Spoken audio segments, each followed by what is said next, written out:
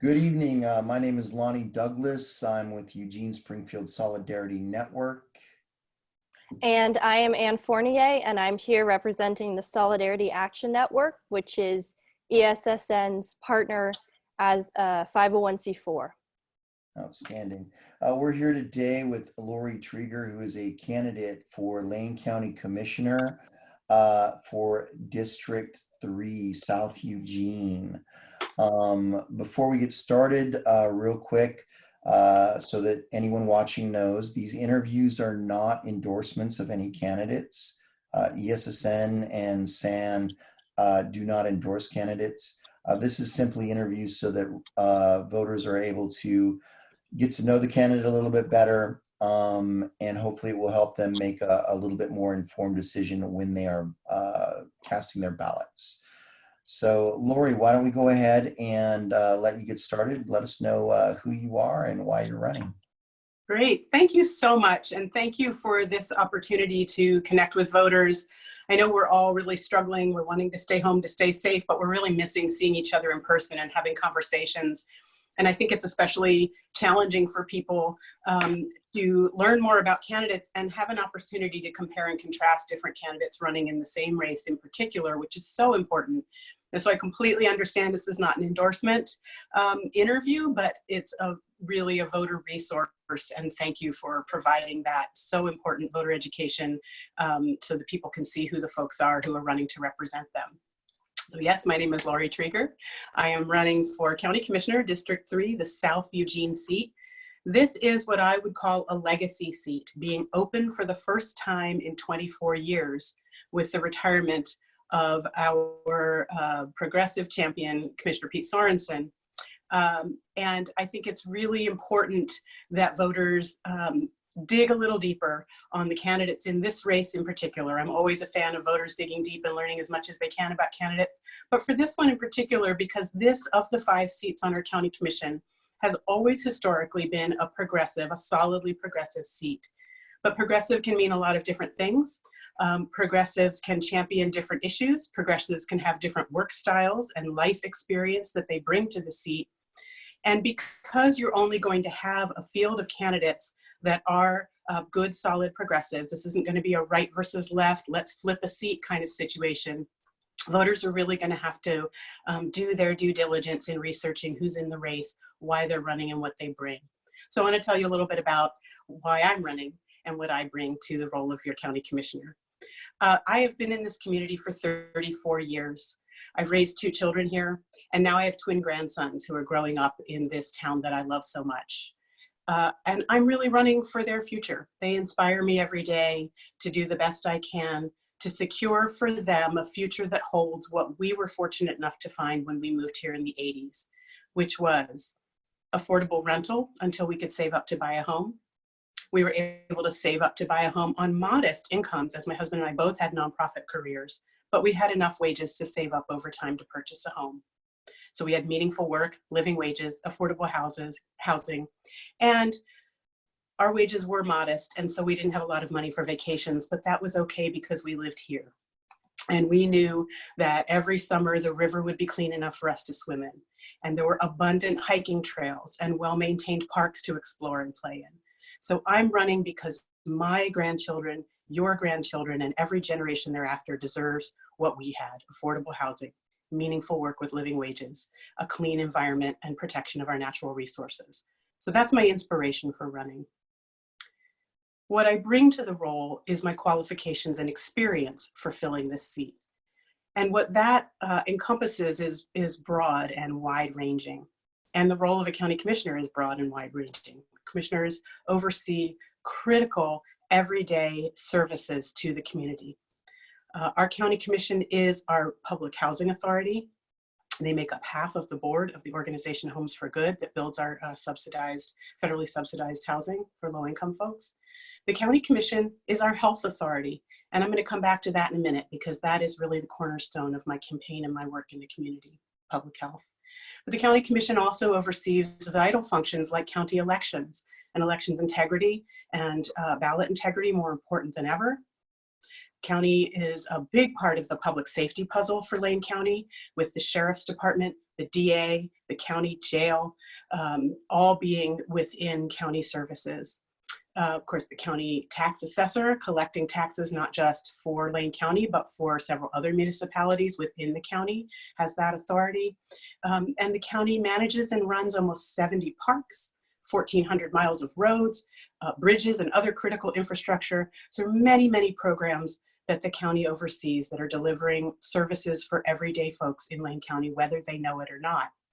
And in fact, many do not. And I'll come back to that as well, why I think it's important more people know what the county commissioners do and how I want to change more people's understanding of that. But again, the county, fundamentally a service provider.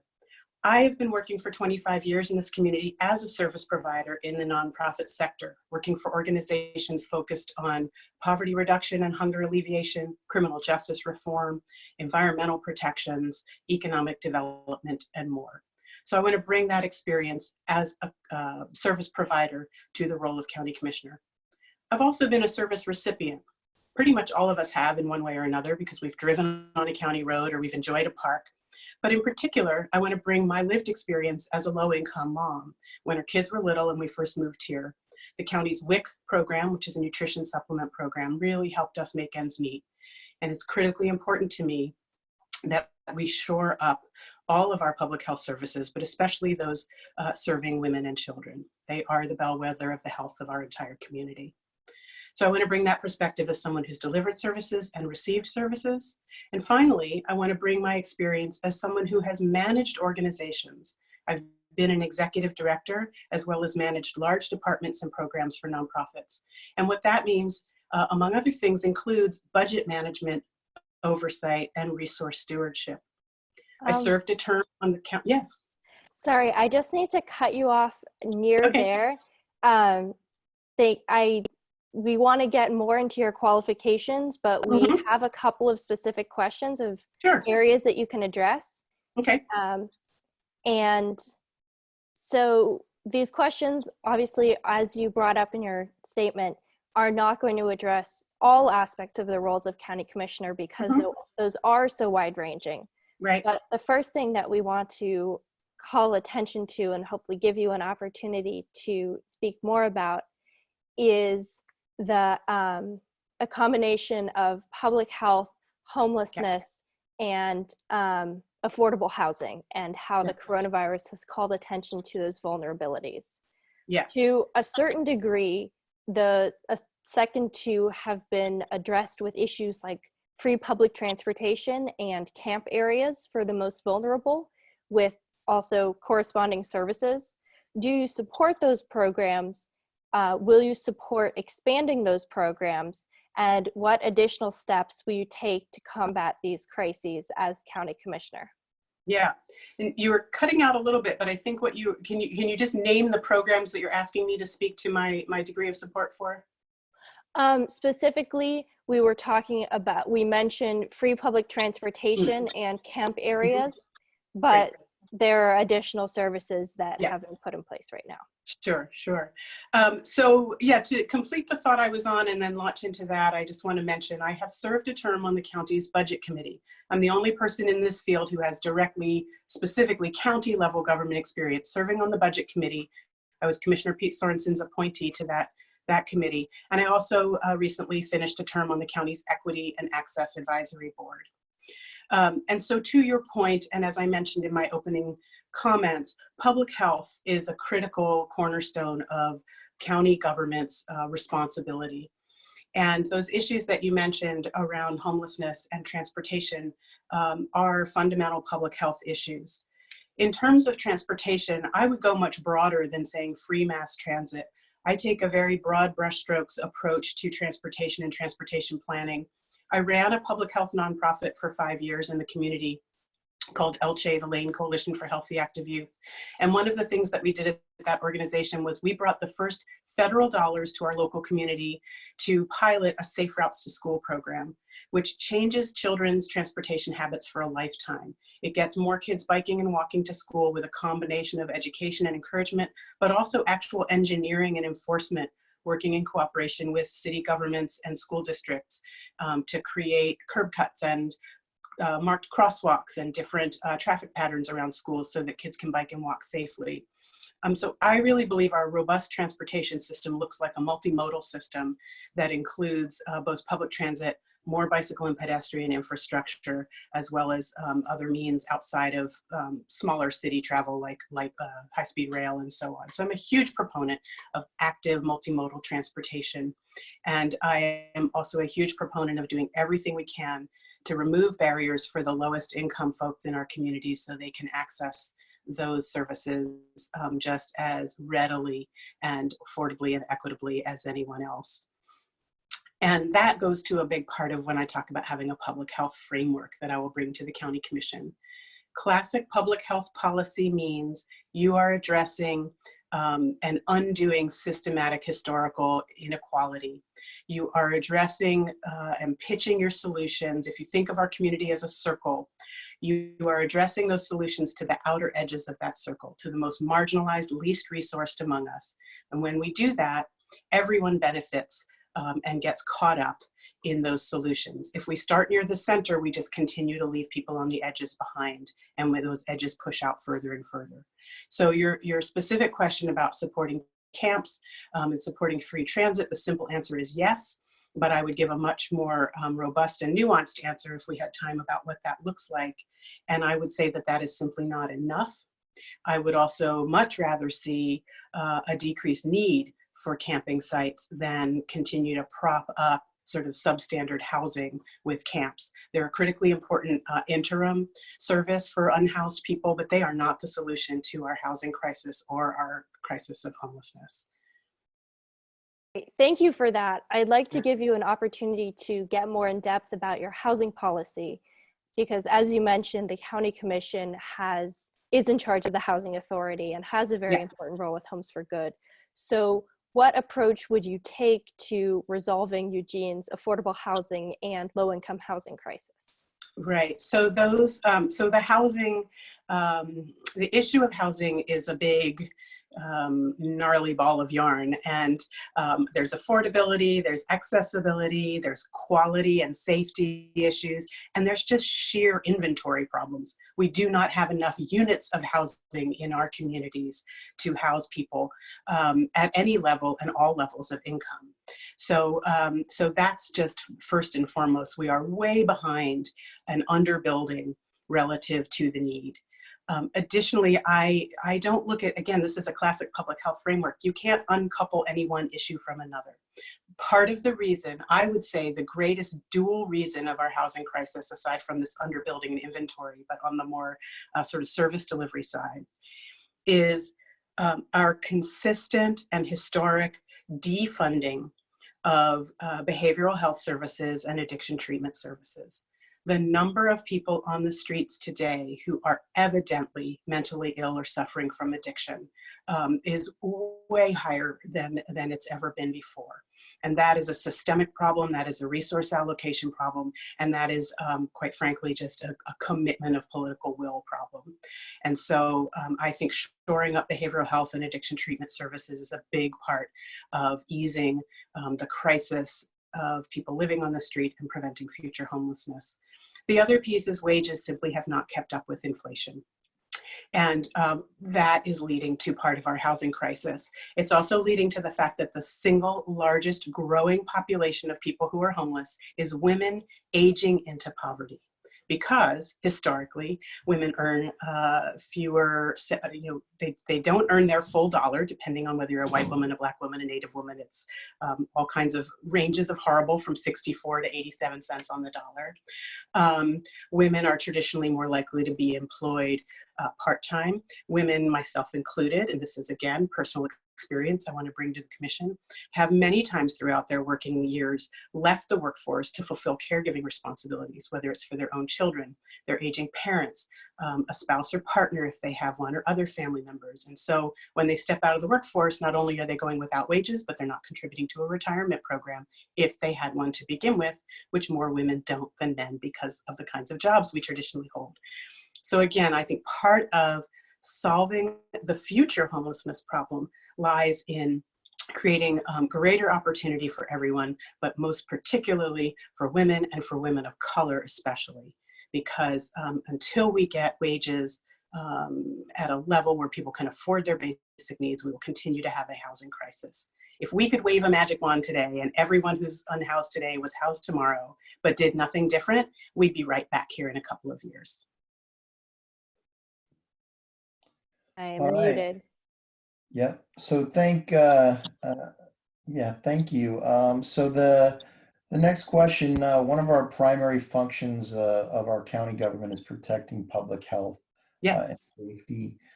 Some people feel that the current pandemic is, a dress rehearsal for more to come, or that we're going to have, this will happen again, whether it's COVID coming back in the fall, or whether we have, the big earthquake or whatever that people think is going to happen. What's your plan to protect the public health, and how are you going to communicate that to the public? Yeah, great question. Thank you. So I'm going to take that last part first really briefly and then dig into the public health piece a little bit when you said, how do I communicate that to the public? Earlier in our conversation, we talked about people don't know what county government is and does. Before we had to suspend our door-to-door operations because of COVID, we had knocked over 2,000 doors. So I've been having conversations on people's doorsteps for months. And since then, we've made over 1,000 phone calls to voters. And the number one most frequent question I get is, what does a county commissioner do and why should I care? And so something I am really excited about to serve as your county commissioner is to bring my decades of experience as a grassroots community organizer and as a person working in, for, with, and of community, is to bring more folks awareness to how the decisions being made by the county commission every day are affecting their lives. And I'm happy to talk more about what some of those things are, but in the interest of time, I'll set that aside, but just tell you that is a strong value and commitment of mine, is to have more people feel connected to and understanding how government is impacting their day-to-day lives at the county level. Specifically in terms of public health. Obviously, right now with COVID, everybody's understanding public health's role in preventing, curbing the spread of, and helping people recover from communicable disease. But that is only one small part of public health. We are seeing, I think, pretty Herculean efforts on the part of our county health department in terms of their response, especially given the scraps that we've given them to work with, quite frankly. Our county's disaster preparedness, public health, and environmental health divisions work year in, year out, day out, to plan for disasters of all kinds: ice storms, earthquakes, floods, all kinds of disruptions, and of course to communicable disease. We've had measles outbreaks, we've had meningitis outbreaks, so we've been here before, but never on this scale. And we simply do not resource our county's public health division or our disaster preparedness departments well enough to accommodate the true need. So I think given that, we're doing an incredible job within the county in terms of how we've restructured and reorganized the workforce and what's happening there. In terms of what my plan is moving forward to protect public health, well, it's to bring a public health equity framework to every decision, every conversation, every policy, every program. And what that means, for example, is looking at who is benefiting from this policy or program, who might be harmed by this policy or program, and who has been involved in the crafting of this policy or program. And if we don't ask those questions at every turn, we will just continue to get the same results, which are currently pretty dismal in terms of health outcomes and disparities in those health outcomes and who has experienced what kind of chronic disease. Can you imagine if we had gone into this pandemic with the paid family and medical leave program that just passed the legislature that I've been working on for 10 years, if we had passed that 10 years ago and it was already a robust, fully funded program in place, how different it would be. I ran the campaign to pass paid sick time in the city of Eugene, and later we leveraged that coalition to pass it statewide. That should not have been such a heavy lift. That is fundamental public health policy. It was pretty minimal, but also really ambitious at the time. And our county commissioners at the time tried to block that policy. So I will bring public health to the front and center where it belongs, to reduce health disparities, to reduce income inequality, which corrects historic, systemic, and institutional inequities that lead to poor health outcomes. All right. Do you have any follow-up questions, Lonnie, or should we move on to our third general question? No, I think we can move on. That was a pretty good answer, so. Yeah, thank you. All right, so now we'd like to move on to the role of commissioners in our local elections. One issue that has come to a head with the county commission has been debate over ballot initiatives, because the commissioners have been resistant to bringing qualifying ballot initiatives to the ballot. Yeah. So what will be your approach to citizen-initiated ballot initiatives and election security in general? And the last, you said election security, and what was the last word you said there? In general, we'd like to give you, because these are general questions, an opportunity to touch on that policy in a broader way. Sure. Well, in terms of election security, I mean, thank goodness we live in Oregon, which not only has had the foresight to be voting by mail for several cycles, but for the first time, what great timing, this cycle, your ballot will come with prepaid postage. So I think we have great ballot security and elections integrity. I have personally served as an elections observer during ballot counts in some recount elections in the past. I think we're in good shape.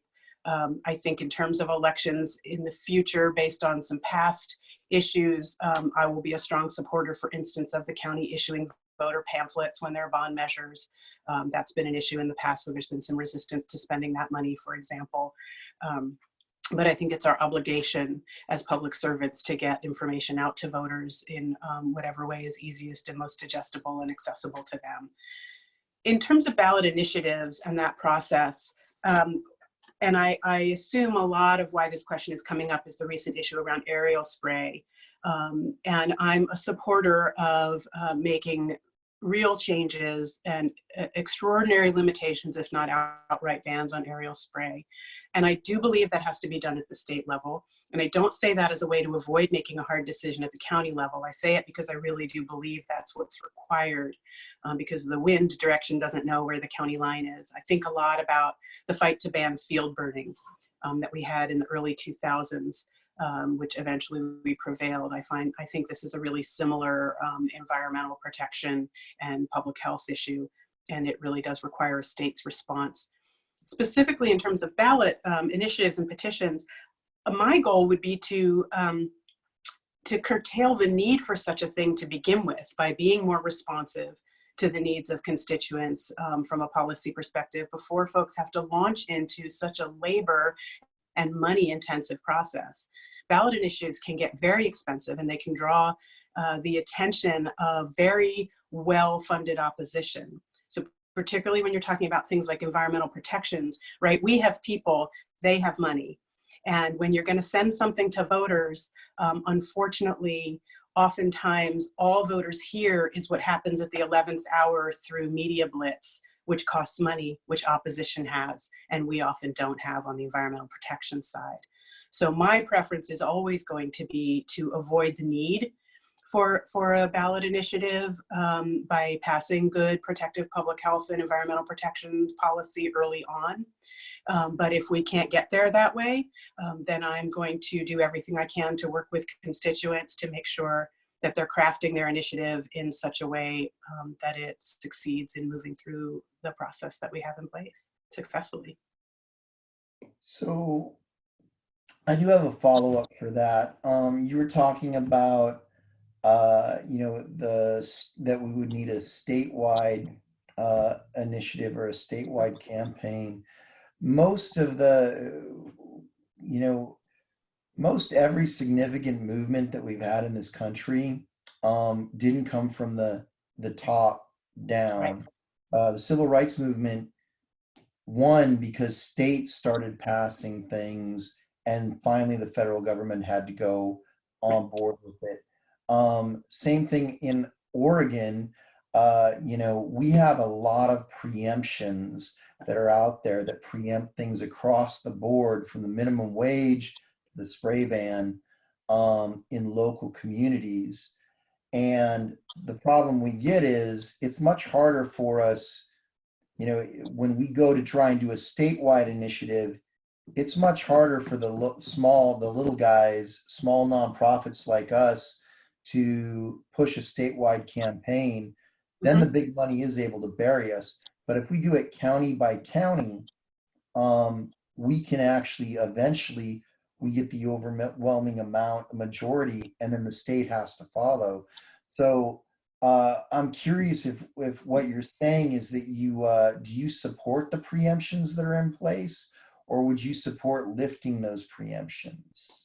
Yeah, to be really clear, thank you for asking that clarifying question, because I want to say, again, based on my work building the coalition and managing the campaign to pass paid sick time in the city of Eugene, completely agree with you that our power is on the ground in local communities, and to build that momentum to create that sort of inevitability to pass a statewide law and ultimately and eventually federal policy for these basic kitchen table issues that affect everyone in our communities.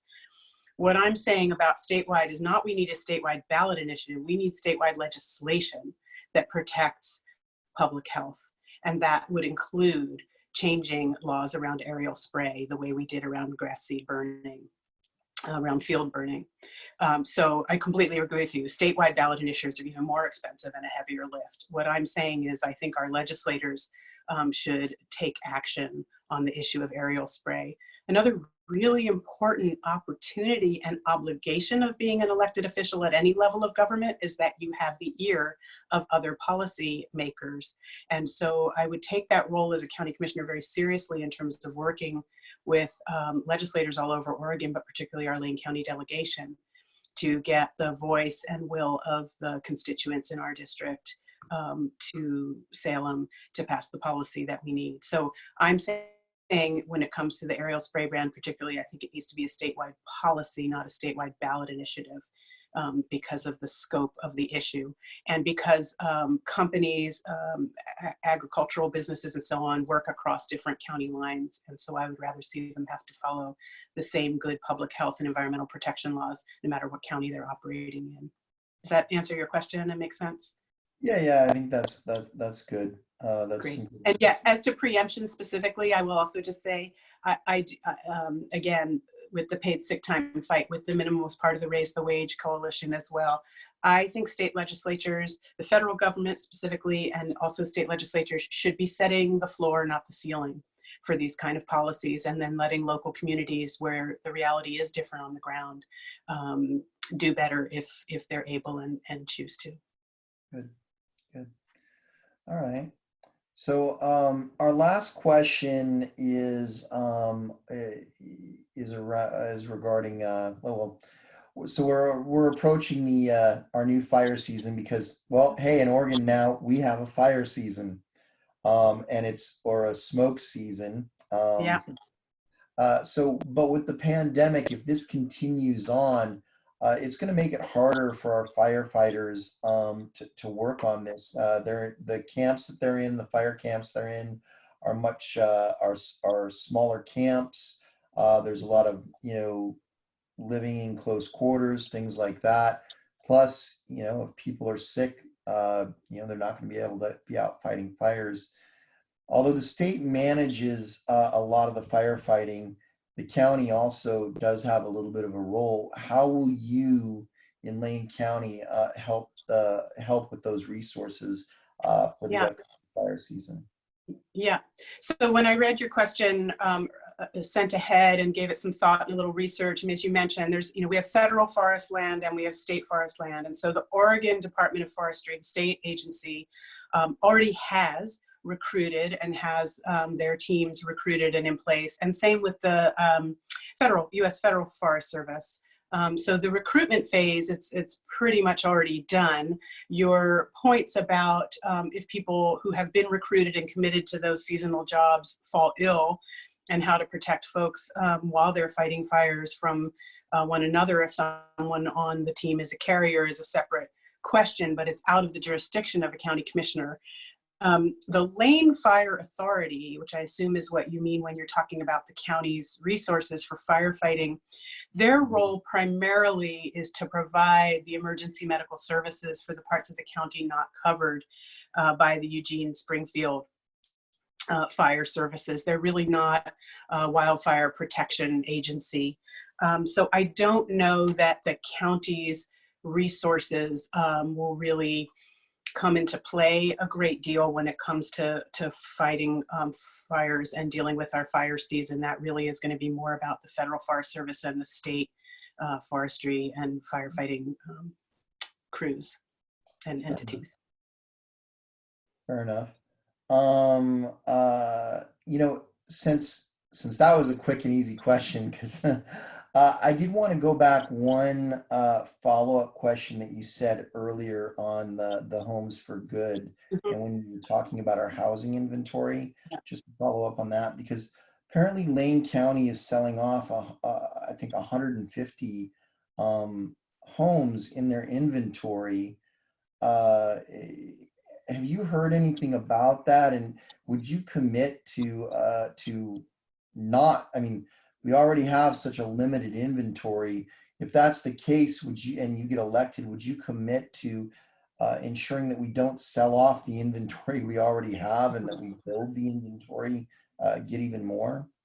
What I will commit to, because that is not an issue that I've heard about or that I have enough information to make any kind of commitment statement on, but what I will commit to, and I've said this before, is I don't have all the answers, but I am never afraid to ask all the questions. And so if I am seeing a proposal at a Homes for Good meeting about selling off housing inventory, I'm going to ask who's in those homes currently, and what is the plan to rehome those people seamlessly and without disruption, or creating crises in their lives. That'll be the first set of questions. And the next will be, why are we selling them off? If there's a reason that makes sense to me, because let's say, for example, I might imagine the answer might be something about its older stock and the cost to maintain it and deal with the deferred maintenances above and beyond the best use of resource. And so we want to take those savings and create 200 units out of what we're currently spending on 150. That would be a great answer to me, right? So it depends. And based on what you're asking me, I don't have enough information to make a commitment, but my commitment is to ask all the questions until I'm satisfied that we're not causing further harm, that we're being responsible stewards of our resources, and that we've explored every option before taking such an action. Okay, excellent. Yeah. All right, thank you very much. We have a little bit of time left. So would you like to take the opportunity to make a about 2 to 3 minute closing statement? Yeah, great. Thank you so much. And thank you again for this opportunity just to connect with folks and provide a little bit of a video conversation. We're all missing conversation so much, I think. I want to say, not so much as part of a closing statement, but just kind of globally to go back, it kind of weaves in and out of our whole conversation today, talking about the role of nonprofits. We have some phenomenal nonprofit organizations, large and small, in this community. I have worked and currently work for several that really make a difference in people's lives. We cannot continue to look to our nonprofits as the primary provider of basic needs. Nonprofits should be the backstop. They should be providing services temporarily. It is the government's role and responsibility to protect and preserve public health. And if we are not housing people, people are not fed, people are not healthy and well, people do not have sound mental health, that is a failure of government, not of our nonprofit sector. And I'm really concerned, while on the one hand, absolutely applaud and laud how many nonprofits have stepped up to do things, nonprofit organizations do not have the infrastructure or the capacity to scale up to the degree that is required in the face of something like a global pandemic, even here in our local community. Further, I worry about too many, the burden on nonprofits who rely on donations from people who are now out of work, right? It's not a sustainable model. But also we outsource, in a way, services by asking nonprofits to fill that gap. And they're not always able to pay living wages or provide benefits or the paid time off their workers need. So I really want to emphasize how important I think it is for me to bring my 25 years of experience at managing and working on the ground in nonprofits delivering basic needs to the county who also delivers basic needs, and bring that perspective and that understanding and those realistic expectations about the whole safety net in our community. Thank you again for this opportunity. I'm really excited, especially to talk to the Eugene Springfield Solidarity Network, because I've worked with many of you over the decades, and particularly in 2013 and 2014, when I was building the coalition that ultimately prevailed in passing our paid sick time law for the city of Eugene, and then leveraging that work to pass our statewide bill in the state of Oregon. I have been working so hard to win this seat because I'm committed to it. I'm dedicated to the role of being a county commissioner. I started my campaign journey in March of last year. I've been working on this for more than a year. I've talked to more than 3,000 voters. I've got an incredible list of endorsers and supporters, and I want to say for a minute why that matters and what that means to me. I have the sole endorsement of SEIU 503 and 49. I have firefighters, Teamsters, our graduate teaching fellows, the United Academics at the University of Oregon, the UFCW, the United Food and Commercial Workers Union. I also have support from AFSCME, which has 7 bargaining units with the county. Unions are people, and that tells me the people are with me in this race because they know I will be a trusted voice to stand up for worker rights and worker protections. I also have the support and endorsement from Basic Rights Oregon, because queer communities deserve and need the same protections as everyone else, and I will never back down from that position. I've been a volunteer for almost 40 years working on reproductive justice access. I've been committed to relocalizing our food system and the important climate protections that go along with that work around clean water and preserving our Class A soils and limiting our urban sprawl. So I have been working hard. I have support from people up and down the ballot all over this community, because intergovernmental work is very important, and having those relationships and that cooperation means a lot, as well as almost 100 community leaders and organizers and activists. So I have the people behind me, and I have my grandsons and their future ahead of me, and that's what motivates me every day to do the work to win this seat. I want to be the first woman to represent District 3 on the Lane County Board of Commissioners and bring my perspective and lived experience as a mother, grandmother, former foster parent, as someone who's done low-wage work and delivered fundamental services, as well as been in executive leadership and overseen budgets and managed staff. I want to bring that voice and that commitment and that level of hard work and focus to be your next county commissioner. All right. Well, thank you, Laurie. We really appreciate you coming on board. We hope that this will help anyone who's watching to make a decision when they're casting their ballot. And we'd like to wish you all the luck with your campaign. Anne, did you have anything? No, just thank you for coming on and giving us very thoughtful answers. Great, thank you so much. My website's just laurietrieger.com. I'll share this video on my Facebook page. I do weekly campaign conversations with the candidate live every Sunday morning. And we have a YouTube channel as well. So I'll push this video out through my channels and encourage everyone to visit laurietrieger.com to learn more and get in touch. Thank you. Outstanding. Thank you. You have a good day. Yeah, take good care. Yep. Bye-bye. All right.